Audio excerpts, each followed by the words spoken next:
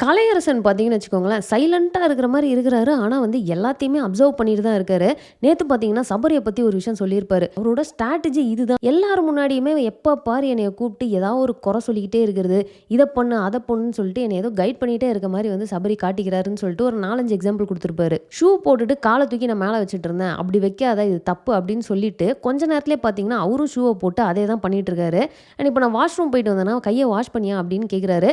அவரு பார்த்தீங்கன்னா வந்து வாயில விரல வச்சு விசில் அடிச்சுட்டு, அதே இதில எடுத்து அப்படியே மஞ்சத்தூள போட்டு சமைச்சுக்கிட்டு இருக்கிறாரு. அப்புறம் காலையில வந்து குளிக்காம நீ வந்து சமைக்க வரக்கூடாது அப்படின்னு சொல்லிட்டு எக்கச்சக்கமா வந்து எனக்கு ரூல்ஸ் போட்டுட்டே இருக்காரு. ஆனா, அவரு அத எதையுமே ஃபாலோ பண்றது கிடையாது. ஸோ 4 பேர் முன்னாடி வந்து இவர் கரெக்ட்டா இருக்காரு அப்படிங்கிற மாரியான ஒரு இமேஜ கிரியேட் பண்ணிக்கிறாரு.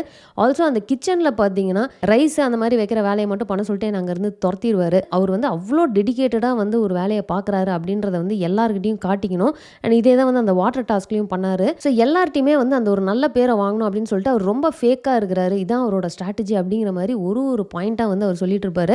ஸோ உங்கள்ல எத்தன பேர் இத அக்செப்ட் பண்ணிக்கிறீங்க அப்படிங்கிறத வந்து மறக்காம கமெண்ட்ல போட்டுருங்க. நெக்ஸ்ட் பார்த்தீங்கன்னா, நம்ம அரோரா அண்ட் ஆதிரை இவங்க 2 பேரோட லவ் கன்டென்ட் என்னன்னே தெரியலங்க. ஒரு மாரியா தான் போய்க்கிட்டு இருக்கு. ஃபர்ஸ்ட் நம்ம அரோரா பார்த்தீங்கன்னா, நம்மளோட கேப்டன் துஷார் அவர்கிட்ட உட்காந்து வந்து பேசிக்கிட்டு இருப்பாங்க. இந்த மாரி எனக்கு வந்து பயமா இருக்குது. நான் கமருதீன வந்து ரொம்பவே நல்ல ஃப்ரெண்டா தான் பார்த்துட்டு இருக்கேன். கமருதீன் என்ட்ட வந்து ரொம்ப நாள் ஆச்சு ஒரு பொண்ணுகிட்ட இந்த மாரி ஓப்பனா மனசு விட்டு பேசி அப்படின்லாம் அவர் சொன்னத கேட்டுட்டு, ஒருவேளை அவருக்கு அந்த மாரி என் மேல லவ் ஃபீலிங் வந்துருமோ அப்படின்னு எனக்கு பயமா இருக்கு. நான் வந்து அவர தனியா விட்டதில்ல, அவரு என்ன தனியா விட்டதில்ல. நாங்க ஒண்ணாவே இருப்போம், சிரிச்சுக்கிட்டே இருப்போம். ஸோ இந்த ஃப்ரெண்ட்ஷிப்ப வந்து நான் ஸ்பாயில் பண்ணிக்க விரும்பல அப்படிங்கிற மாரி உட்காந்து ரொம்ப நேரம் பேசிட்டு இருப்பாங்க. அதுல ஒரு பாயிண்ட் ஒண்ணு சொல்லியிருப்பாங்க. நீங்க நோட் பண்ணியிருந்தீங்கன்னா, அவன் இந்த வீட்டுக்கு வந்ததே நான் தனியா இருக்கக்கூடாது அப்படிங்கிறதுக்காக தான் அப்படின்ற ஒரு பாயிண்ட்ட சொல்லியிருப்பாங்க.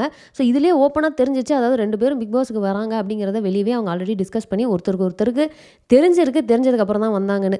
சரி இது பத்தாதுன்னு அந்த பக்கம் நம்ம ஆதிரை மறுபடியும் நம்ம கேப்டன் துஷார கூப்பிட்டு வச்சு அதே மாதிரி ஹஸ்கி வாய்ஸ்ல வந்து பேசிக்கிட்டு இருப்பாங்க. அவங்க என்ன சொல்லுவாங்க அப்படின்னு பார்த்தீங்கன்னா, எனக்கு கேர்ள்ஸோடலாம் வந்து ப்ராப்பரா வந்து கனெக்ட் ஆக மாட்டேங்குது. எனக்கு வந்து அந்த ஒரு ஃப்ரீயா க்ளோஸா பேசணும் அப்படின்னா அது எஃப்ஜேவோட தான் வருது. அதாவது நம்ம அரோரா மாரி ஓப்பனா வந்து ஒளராம தெளிவா என்ன சொல்லியிருப்பாங்கன்னா, 2 டேஸ் முன்னாடி அதாவது இந்த பிக் பாஸ் வரதுக்கு ஒரு 2 நாள் முன்னாடி நான் வந்து மால்ல வந்து எஃப்ஜேவ மீட் பண்ணேன். எதேர்ச்சியா மீட் பண்ணேன். அந்த டைம் வந்து எனக்கு எஃப்ஜே பிக் பாஸ்க்கு வருவான்றதெல்லாம் எனக்கு தெரியாது. நான் மால்லயே பார்த்தீங்கன்னா, அவன பயங்கரமா சைட் அடிச்சேன் அப்படின்னோனே நம்ம துஷார் டக்குன்னு ஷாக் ஆயிட்டு, "நீ ஆல்ரெடி ரிலேஷன்ஷிப்ல இருக்கல்ல?" அப்படிங்கிற மாரி கேட்பாரு. துஷார் ஷாக் ஆன அளவு கூட ஆதிரை ஷாக் ஆயிருக்க மாட்டாங்க. "இது என்ன இருக்குது? ஒரு ரிலேஷன்ஷிப்ல இருந்தா இன்னொருத்தர பார்க்கக்கூடாதா? நானும் மனுஷி தானே?" அப்படிங்கிற மாரிலாம் பேசுவாங்க. சரி அது கூட ஓகேங்க. ஆனா அந்த வீட்ல அவங்க எஃப்ஜேயோட பிஹேவ் பண்றது அப்படிதான் இருக்கான்னு கேட்டா, என்ன பொறுத்தவரைக்கும் இல்ல. ஸோ அவங்க கொஞ்சம் அந்த லைன கிராஸ் பண்ணி பிஹேவ் பண்ற மாரி தான் நான் ஃபீல் பண்றேன். அண்ட் நெக்ஸ்ட் பார்த்தீங்கன்னா, நேத்து ரொம்ப பரபரப்பா போயிட்டு இருந்தது என்னன்னா, அந்த மாஸ்க் அப்படின்னு சொல்லிட்டு ஒரு டாஸ்க் வச்சிருந்தாங்க. இதுக்கு முன்னாடி இருக்க பிக் பாஸ் சீசன்லலாம் பார்த்தீங்கன்னா, அந்த பொம்மைன்னு ஒரு டாஸ்க் வைப்பாங்க இல்லையா? ஆல்மோஸ்ட் அதே தாங்க. ஆனா வந்து ஒரு சின்ன டிஃபரன்ஸ் என்ன அப்படின்னு பார்த்தீங்கன்னா, அவங்க டால் ஹவுஸ் மாரிலாம் வச்சு அதுக்குள்ள கொண்டு போய் பொம்மைய வைக்கணும் அப்படின்ற மாரி சொல்லுவாங்க தெரியுமா? எல்லாரோட ஃபேஸும் வந்து இருக்குது. அத கொண்டு போய் அங்க ஒரு வால் அப்படின்றாங்க. ஏதோ டேஞ்சர் வாலோ சம்திங். ஸோ அதில கொண்டு போய் வைக்கணும். யாரோடது மிஸ் ஆகுதோ அவங்க அந்தந்த ரவுண்ட் வந்து எலிமினேட் ஆயிட்டே வருவாங்க. இதில வந்து பிக் பாஸ் டீம் வின் பண்ணிட்டாங்க அப்படின்னு பார்த்தீங்கன்னா, அவங்களுக்கு ஒரு நாமினேஷன் ஃப்ரீ பாஸ் கிடைச்சிரும். அண்ட் சூப்பர் டீலக்ஸ் டீம்லேருந்து பார்த்தீங்கன்னா, யூசுவலா ஒரு 4 பேர வந்து நாமினேஷனுக்கு உள்ள கொண்டு வருவாங்க இல்லையா? ஸோ அது வந்து 5ஆவும் இருக்கலாம் அப்படிங்கிற மாரி சொல்றாங்க. ஒருவேளை சூப்பர் டீலக்ஸ் வின் பண்ணிட்டாங்க அப்படின்னா, அந்த வின் பண்றவங்களுக்கு வந்து டிஃபால்ட்டா நாமினேஷன் ஃப்ரீ பாஸ் கிடைச்சிரும். பிக் பாஸ் டீம் வின் பண்ணா வேணா ஒரு பெனிஃபிட் இருக்கு. பட் சூப்பர் டீலக்ஸ் வின் பண்ணா அந்த அளவுக்கு ஒரு பெனிஃபிட் இருக்க மாரி எனக்கு தெரியல. ஸோ இதுல ஃபர்ஸ்ட் ஒரு ரவுண்ட் நடக்கும். அதுல பார்த்தீங்கன்னா, எக்கச்சக்கமான கலவரங்கள். ஃபர்ஸ்ட் பார்த்தீங்கன்னா, நம்ம விக்கல்ஸ் விக்ரம இது நான் லைவ்லயுமே பார்த்தேன். ஆக்சுவலா பார்வதி வந்து விக்கல்ஸ் விக்ரம புடிக்க போவாங்க. அவரு உண்மையாவே புடிச்சு தள்ளி தாங்க விடுவாரு. தள்ளி விட்டதுக்கப்புறம் பாரு பயங்கரமா ட்ரிகர் ஆயிட்டு, "எப்படி நீ புடிச்சு தள்ளுவ? என்ன தடுக்கலாம். நீ எப்படி இப்படி தள்ளி விடுவேன்னு" சொல்லிட்டு வந்து பயங்கரமா போட்டு அவர அடிக்கிறது, அந்த மாரியான நெறைய விஷயங்கள்லாம் பண்ணுவாங்க. நெக்ஸ்ட் பார்த்தீங்கன்னா, நம்ம பாரு கெமிட்ட வந்து இருக்கிறத வந்து புடுங்குறேன் அப்படின்னு சொல்லிட்டு அவங்களோட டீ ஷர்ட்ட புடிச்சு ஒரு மாரி ரொம்ப மோசமா இழுப்பாங்க. இன்ஃபேக்ட் அத பார்த்தோனே நம்ம கமருதீனும் சரி, எஃப்ஜேவும் சரி, "ஏன் இப்படி பண்றீங்க? டீ ஷர்ட்ட உடுன்ற" மாரி அங்கருந்து கத்துவாங்க. அது முடிச்சோன நம்ம எஃப்ஜே பார்த்தீங்கன்னா, இந்த வார்த்தையெல்லாம் ரொம்ப ஓவரா எக்ஸ்ட்ரீமா தான் வந்து யூஸ் பண்றாரு. அந்த இடத்துலயுமே "நீ பொம்பளையா நீ?" அப்படிங்கிற மாரிலாம் கொஞ்சம் எக்ஸ்ட்ராவா வந்து கத்தியிருப்பாரு. அண்ட் இன்னொரு சைடு பார்த்தீங்கன்னா, நம்ம வியானா அண்ட் கமருதீனுக்குள்ள ஒரு பிரச்சனை ஆயிருக்கும். அது நீங்க லைவ்ல பார்த்திருந்தீங்கன்னா தெரிஞ்சிருக்கும். வியானா என்ன பண்ணியிருப்பாங்கன்னா, அந்த ஃபோட்டோவ வந்து அவங்க டீ ஷர்ட்டுக்குள்ளார வந்து வச்சிருவாங்க. ஸோ டீ ஷர்ட்டுக்குள்ளலாம் வைக்கக்கூடாது, ஒளிச்சு வைக்கக்கூடாது, வெளியே வைங்க அப்படிங்கிற மாதிரி சொல்லிட்டே இருப்பாங்க. ஸோ இந்த இடத்துல பார்த்தீங்கன்னா கமருதீன் அண்ட் வியானாக்குள்ளார ஒரு சின்ன ஆர்குமெண்ட் ஆயிரும். வியானா டென்ஷன் ஆகி நீங்க தொட்டீங்கன்னு நான் சொன்னேனா, நீங்க வந்து பார்த்து விளையாடுங்க அப்படின்னு தானே சொன்னேன், சீ அப்படின்னு சொல்லிட்டு பயங்கரமா கத்திட்டு அவங்க ஒரு பக்கம் போயிருவாங்க. அண்ட் அடுத்து பார்த்தீங்கன்னா நம்ம எஃப்ஜே அண்ட் பார்வதிங்க, இதுதான் ரொம்ப மோசமான ஒரு விஷயமா இருந்தது. ஸோ நம்ம பார்த்தா தெரியும் எஃப்ஜே வந்து நின்றுட்டு இருக்காரு, பின்னாடி எஃப்ஜேக்கு பின்னாடி வந்து பார்வதி அவரை பிடிச்சி இழுத்துட்டு இருக்காங்க. பின்னாடி யார் நிற்கிறாங்க அப்படிங்கிறது கண்டிப்பாக அந்த டைம் எஃப்ஜேக்கு வந்து தெரிஞ்சுக்க வாய்ப்பு இல்லை. ஸோ காலை வச்சு பின்னாடி இருக்கவங்கள உதச்சி அவர் வந்து டிஃபெண்ட் பண்ண ட்ரை பண்ணுறப்போ பார்வதி என்ன பண்ணுறாங்கன்னா அவர் காலை தூக்கி உதைக்கிறப்போ டக்குன்னு கையை அப்படி உள்ளே விட்டு லாக் பண்ணி பிடிக்கிறாங்க. ஸோ இப்போ இதுதான் வந்து பிரச்சனை. இதில் வந்து பார்த்தா நல்லாவே தெரியுது கண்டிப்பாக பார்வதி வந்து ஒரு தப்பான இன்டென்ஷனில் வேணுமே வந்து அதை பண்ணியிருக்க போகிறது கிடையாது.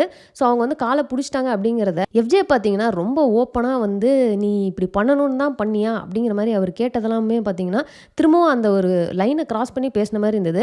எஃப்ஜே தாராளமாக வந்து ஏன் இப்படி பண்ண அப்படிங்கிறத கேட்டிருக்கலாம், பட் இந்த அளவுக்கு எக்ஸ்ட்ரீமாக வந்து கேட்டிருக்க வேணாம் அப்படின்னு நினைக்கிறேன். ஆனால் நம்ம பார்வதியும் சும்மா இல்லாமல் இதை வந்து நேராக கொண்டு போய் சம்மந்தமே இல்லாமல் நீ வந்து ஆம்பளன்றதை காட்டுறியா, உன்னோட ஆம்பளத்தனத்துக்காக தான் இப்படி பண்ணுற, ஆம்பளை திமுறை அப்படின்னு சொல்லிட்டு ஒரு மாதிரி இதையே டார்கெட் பண்ணி வந்து கத்திக்கிட்டு இருப்பாங்க. அது பத்தாது அப்படின்னு சொல்லிட்டு நீங்கள் எல்லாரும் என்ன தான் டார்கெட் பண்ணுறீங்க அப்படிங்கிற மாதிரி பார்வதி வந்து நான் ஸ்டாப்பாக வந்து ரொம்ப நேரம் பேசிகிட்டே தான் இருப்பாங்க. பட் அவங்க சொன்ன மாதிரி நம்ம சபரியும் பார்த்தீங்கன்னா ஸ்டார்டிங்லேருந்து பார்வதியை தான் வந்து டார்கெட் பண்ணுவார். அண்ட் இதெல்லாம் பத்தாது அப்படின்னு சொல்லிட்டு திடீர்னு பார்த்தீங்கன்னா நம்ம ரம்யா அங்கேருந்து ஏன் கடிக்கிறீங்க நான் கடிக்கவா அப்படின்னு கத்திட்டே வருவாங்க. என்ன ஆயிருக்கும் அப்படின்னு பார்த்தீங்கன்னா நம்ம வினோத்தை வந்து கமருதீன் கடிச்சிருப்பாரு, எஃப்ஜேவுமே கடிச்சிருப்பான். ஸோ இந்த மாதிரி வந்து கடிச்சு வேற வந்து ஒரு பிரச்சனை ஒரு சைடு போயிட்டு இருக்குங்க. ஸோ ஃபைனலாக என்ன ஆகுது அப்படின்னு பார்த்தீங்கன்னா இந்த ரவுண்டு இவ்வளோ சம்பவங்கள் நடந்து முடிஞ்சதுக்கப்புறம் நம்ம பிக் பாஸ் உள்ளே கூப்பிட்டு வச்சு இந்த ரவுண்டை நான் கேன்சல் பண்ணுறேன் அப்படின்றவாரு. என்ன ரீசன் அப்படின்னா ஒருத்தங்க எடுக்கிறாங்கன்னா அவங்க தான் கொண்டு போய் ஸ்லாட்டில் வைக்கணும், அதை பாஸ் பண்ணக்கூடாது. ஸோ இந்த மாதிரி மல்டிபிள் ரூல்ஸை வந்து அவங்க வயலேட் பண்ணிட்டாங்க அப்படிங்கிறதுனால அந்த ரவுண்டை வந்து கேன்சல் பண்ணிட்டு மறுபடியும் முதல்ல இருந்து அப்படின்ட்டாங்க. ஸோ அடுத்து ஒரு ரவுண்டு நடந்துச்சு. ஸோ அதுலலாம் பார்த்தீங்கன்னா அவ்வளோ அடிதடி சண்டைலாம் கிடையாதுங்க. அதில் வந்து கெமி வந்து வெளியே போயிடுறாங்க. நெக்ஸ்ட் ஒரு ரவுண்ட் நடக்கும். அதில் பார்த்தீங்கன்னா பார்வதி வந்து எலிமினேட் ஆயிடுறாங்க. எனக்கு இது ஓவரால் பார்த்தீங்கன்னா சபரி வந்து பார்வதியை ஹேண்டில் பண்ண விதம் வந்து கரெக்டாக இருந்தது. எனக்கு தெரிஞ்சு பார்வதியை அப்படி தான் ஹேண்டில் பண்ணும் அப்படின்னு நினைக்கிறேன். பார்வதி ரொம்ப டென்ஷனாக கத்திட்டு இருக்கப்போ சபரியுமே வந்து கத்துறாரு. ஆனால் அது ஒரு ஃபன்னாக வந்து அந்த வாய்ஸுக்கு ஈக்குவலாக கத்துறாரு. பார்வதிக்கு அந்த இடத்துல பார்த்தீங்கன்னா ஒரு மாதிரி சிரிப்பு வந்துடுது. அதை விட ஃபர்தராக அவங்களால வந்து கோவப்படுறதோ எதுவும் பண்ண முடியல. அண்ட் இதில் ஒரே ஒரு ஆர்குமெண்ட் என்ன நடக்கும் அப்படின்னு பார்த்தீங்கன்னா நம்ம வாட்டர்மெலன் வந்து என்னோடதை நானே எடுத்து வச்சுட்டேன் அப்படிங்கிற மாதிரி பிக் பாஸ்ட்டை சொல்கிறப்போ இங்கேருந்து கமருதீன் தூ அப்படிங்கிற மாதிரி துப்பிடுவார். அதை கேட்டோன்னு நம்ம பார்வதி அப்படிலாம் நீங்கள் பண்ணக்கூடாது, ஏன் இப்படி துப்புறீங்க அப்படின்னோன்னே இந்த இடத்துல நம்ம எஃப்ஜே வந்து சம்மந்தமே இல்லாமல் ட்ரிகர் ஆகி அங்கேருந்து கோச்சிக்கிட்டு போகிறாரு.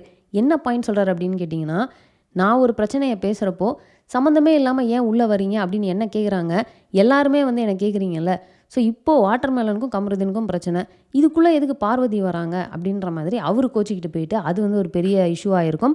ஸோ அப்போ கனியாக இருக்கட்டும் சபரியாக இருக்கட்டும் எல்லாருமே எஃப்ஜே கூப்பிட்டு கன்வின்ஸ் பண்ணுறப்போ என்ன சொல்கிறாங்க அப்படின்னா பார்வதியை பற்றி எங்களுக்கு கவலையே இல்லை, அவளோட நேம் வந்து வெளியே எந்த அளவுக்கு கெட்டு போனாலும் பரவாயில்ல, எங்களுக்கு எந்த பிரச்சனையும் இல்லை, பட் உன்னோட நேம் வந்து ஸ்பாயில் ஆகிடக்கூடாது, அதனால தான் உங்ககிட்ட நாங்கள் கூப்பிட்டு அட்வைஸ் பண்ணுறோம் அப்படிங்கிற மாதிரி ரொம்ப பாசமாக பேசி ஃபைனலாக எஃப்ஜே வந்து கன்வின்ஸ் பண்ணிடுவாங்க.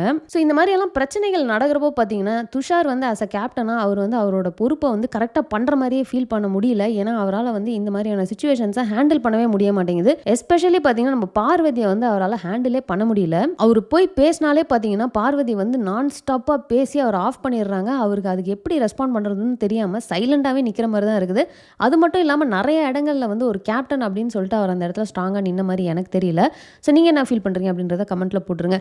ஸோ அவ்வளோதாங்க, அந்த எபிசோடில் நடந்த எல்லா விஷயத்தையுமே நம்ம ரிவ்யூ பண்ணிட்டோம். ஸோ இன்றைக்குமே பார்த்தீங்கன்னா இந்த மாஸ்க் டாஸ்கோட அடுத்தடுத்த ரவுண்ட்ஸ் தான் நடக்கும் அண்ட் யார் வின் பண்ண போகிறாங்க அப்படிங்கிறத நம்ம பார்க்கலாம். ஸோ லைவில் ஏதாவது இன்ட்ரெஸ்டிங்காக நடந்துச்சு அப்படின்னா நான் இமீடியட்டாக ஒரு வீடியோ போடுறேன். ஸோ அவ்வளோதான், இந்த வீடியோ இதோட முடிச்சுக்கிறேன். இந்த வீடியோ உங்களுக்கு லைக் பண்ணுங்கள், உங்கள் ஃப்ரெண்ட்ஸ் எல்லாருமே ஷேர் பண்ணுங்கள், மறக்காமல் சேனலை சப்ஸ்கிரைப் பண்ணி சப்போர்ட் பண்ணுங்கள். நெக்ஸ்ட் ஒரு இன்ட்ரெஸ்டிங்கான வீடியோ மீட் பண்ணுறேன். தேங்க்ஸ் ஃபார் வாட்சிங். Bye by.